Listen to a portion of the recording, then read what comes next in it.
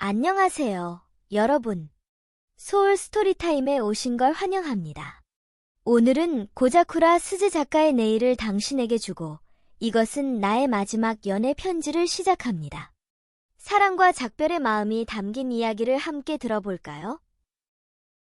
아이하라 미즈키에게 내가 늘 눈에 밟혀서 한 번이라도 조은이 이야기해 보고 싶었어. 사토. 사토? 누굴까?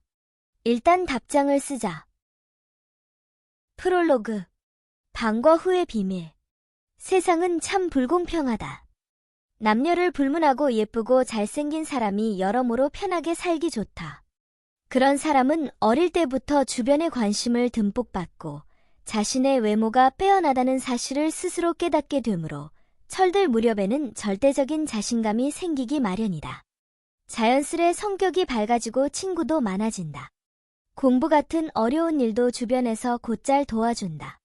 타인에게 도움을 청하는 방법을 잘 알기 때문인지 막다른 벽에 부딪히지 않고 요령 넘치는 하루하루를 보낸다. 내 친구 나나세 리스야말로 그런 아이다. 도무지 모르겠어, 가르쳐줘. 나도 모르겠어. 본인한테 물어보지 그래? 에이, 미즈키는 참. 쌀쌀맞아. 나는 쌀쌀맞게 굴 마음이 전혀 없었지만 리스에게는 그렇게 느껴지는 모양이었다. 나는 속으로 한숨을 쉬었다. 리스와는 고등학교 1학년 때, 즉 1년 반 전인 봄에 처음으로 대화를 나누었다. 아직 친구가 없었을 무렵, 반에서 처음으로 자리를 정할 때 앞에 앉은 리스에게 내가 먼저 말을 걸었다. 뭐라고 말했는지는 기억나지 않지만 그런 건 중요하지 않다. 다들 친구를 만들려고 애쓰던 시기라 나도 분발하려고 리스에게 말을 걸었던 것이다. 리스는 그 뒤로 자주 내게 말을 붙였고 어느새 늘 내 곁에 있는 사이가 됐다. 2학년으로 올라갈 때도 반이 갈리지 않아 지금도 변함없이 함께 지낸다. 사쿠라짱, 마이짱, 집에 가는 길인데 미안하지만 내 얘기 좀 들어줘. 응? 리짱, 무슨 일인데? 남자는 생일 선물로 뭘 받으면 좋아할까? 리스의 조심스러운 질문에 사쿠라와 마이라고 불린 여자애들은 멈춰 서서 능글맞게 웃으며 서로 얼굴을 마주 보았다. 혹시 이치노세의 생일이야? 응, 맞아. 리스는 부끄러운 듯 뺨이 발그레해진 채 고개를 살짝 끄덕였다. 이치노세라. 나는 턱을 긁며 리스의 옆얼굴을 보았다. 큰 눈망울과 긴 속눈썹이 제일 먼저 눈에 들어왔다. 리스는 컬러 립밤이 전혀 필요 없을 벚꽃빛 입술과 투명하리만치 뽀얀 피부를 타고났으며 가을바람도 리스에게는 심술을 부리지 않는지 윤기가 자르르 흐르는 검은 머리카락이 늘 우아하게 찰랑거린다. 어떻게 봐도 누구나 미소녀라 입을 모아 말할 만한 존재다. 하지만 사람들이 리스에게 매료되는 건 예쁜 외모 때문만은 아니다. 이치노세는 축구부니까 동아리 활동을 할 때 쓸 수 있는 게 좋지 않을까? 스포츠 타월은 무난하게 점수 따기에 그만이지. 타월 좋다. 분명 잘 써줄 거야. 하지만 타월은 이미 많이 가지고 있을걸. 이치노세는 잘 꾸미고 다니니까 손목시계나 목걸이 같은 패션 용품을 더 좋아할지도 몰라. 아, 그것도 괜찮네. 분명 좋아할 거야. 사쿠라와 마이의 제안에 일일이 눈을 반짝이며 맞장구 치는 리스는 얼핏 보기에도 즐거워 보였다. 엇갈리는 의견을 둘 다 귀담아 듣느라 어쩌지라며 머리를 감싸며 고민하는 리스의 모습에 사쿠라와 마이는 미소를 지었다. 이렇게 자연스럽게 주변 사람들의 기분을 좋게 만드는 건 타고난 재능이라고 봐야 한다. 아니, 이것도 외모가 빼어난 덕분에 후천적으로 형성된 성격이려나. 나는 거기까지 생각하다 내 사고방식이 어쩌면 이렇게 못났을까 싶어 기가 찼다. 나는 외모뿐만 아니라 내면까지 못생겼다는 걸 인정하지 않을 수 없다. 그나저나 미즈키짱은 뭐라고 했는데? 우리보다 리짱과 친하잖아. 사쿠라가 갑자기 내게 물었다. 리스와 이야기할 때와는 달리 서먹서먹한 말투가 우스꽝스러울 정도로 티났다. 난 그런 거 잘 몰라서 말 못 해줬어. 너희가 말한 선물 둘 다 괜찮은 것 같아. 사쿠라가 뜬금없이 내게 말을 걸어서 조금 놀랐지만 나는 웃으며 적당히 대답했다. 그렇구나. 미안. 사쿠라와 마이는 금방 내 옆자리에 앉은 리스에게 시선을 돌렸다. 그런데 이치노세 생일 언제야? 선물 사러 같이 갈까? 아, 진짜? 고마워. 2주도 넘게 남긴 했어. 아, 왜 항상 이렇게 되는 걸까? 나는 아주 평범하게 대했다고 생각하는데도 반 아이들은 내게 보이지 않는 선을 긋는다. 어디까지나 나를 친구의 친구로 여길 뿐 개인적으로는 서먹서먹해 한다는 게 훤히 보인다. 애당초 리스 말고 다른 여자애들이 내게 말을 거는 경우는 볼 일이 있을 때뿐이고 이유 없이 말을 붙이는 일은 거의 없다. 한편 리스는 누구와도 사이좋게 지낸다. 겉과 속이 다르지 않은 리스의 천진난만한 행동은 모두에게 웃음을 안겨준다. 리스와 더 친해지고 싶어 하는 아이는 수두룩하겠지. 무슨 이야기 해? 그때 뒤에서 나지막하면서도 깊은 목소리가 들려서 나는 얼른 돌아보았다. 햇볕에 색이 옅어진 갈색 머리, 구릿빛으로 그을린 피부, 새하얀 이를 내보이며 웃으면 눈꼬리가 살짝 처지는 눈을 가진 남자애. 그 애의 눈동자 속에 내가 비쳐서 가슴이 덜컥 내려앉았다. 가이토? 리스가 나보다 먼저 가이토의 이름을 불렀다. 나와 가이토의 눈이 마주쳤다 싶었을 때는 이미 가이토의 시선이 리스 쪽으로 옮겨져 있었다. 이치노세 별표? 별표. 일본에서는 친하지 않은 사이에서는 성을 부르는 것이 일반적이다. 이치노세는 가이토의 성이다. 지금 우리가 한 이야기 들었어? 지금 한 이야기? 아니, 무슨 이야기인데? 세 사람은 순간 당황했지만 가이토는 어리둥절한 얼굴로 고개를 갸우뚱했다.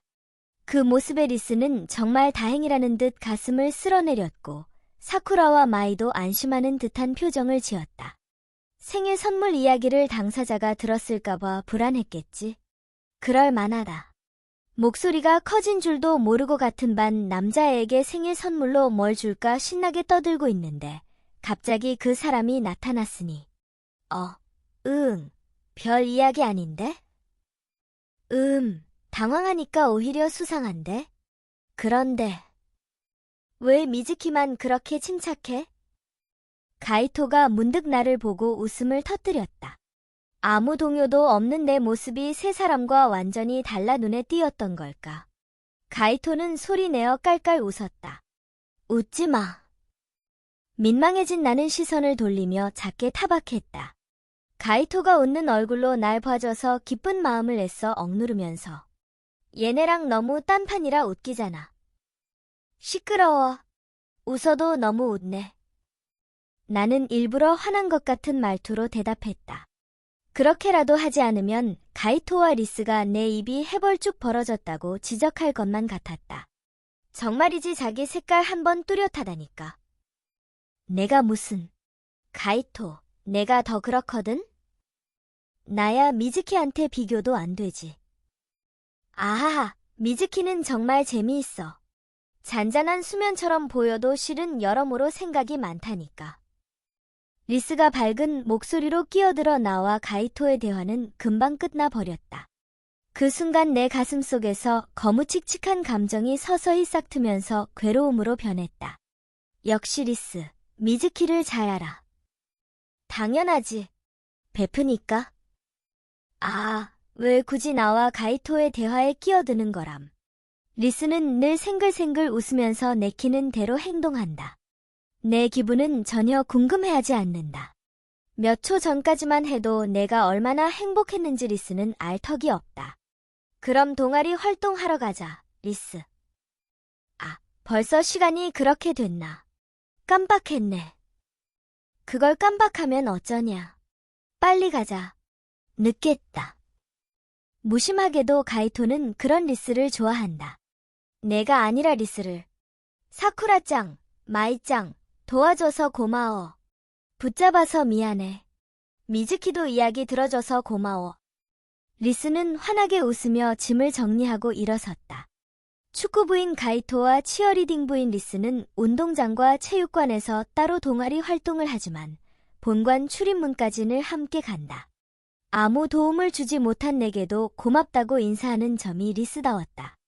리스는 타인을 다정하게 대하는 태도가 몸에 자연스레 배어 있다. 그러니 가이토가 리스를 좋아하는 것도 이해는 간다. 그렇게 나 자신을 다독이지 않으면 마음이 부서져 버릴 것만 같았다. 안녕. 내일 봐. 나도 웃으면서 리스와 가이토에게 손을 흔들었다. 잘 웃고 있었을까? 자신은 없었지만 이윽고 두 사람의 모습이 오렌지색으로 물든 교실에서 사라졌기에 나는 입꼬리를 내렸다. 나는 집에 가려 했던 사쿠라와 마이, 두 사람과 함께 교실에 남겨졌다. 쟤넨 그야말로 선남선녀네.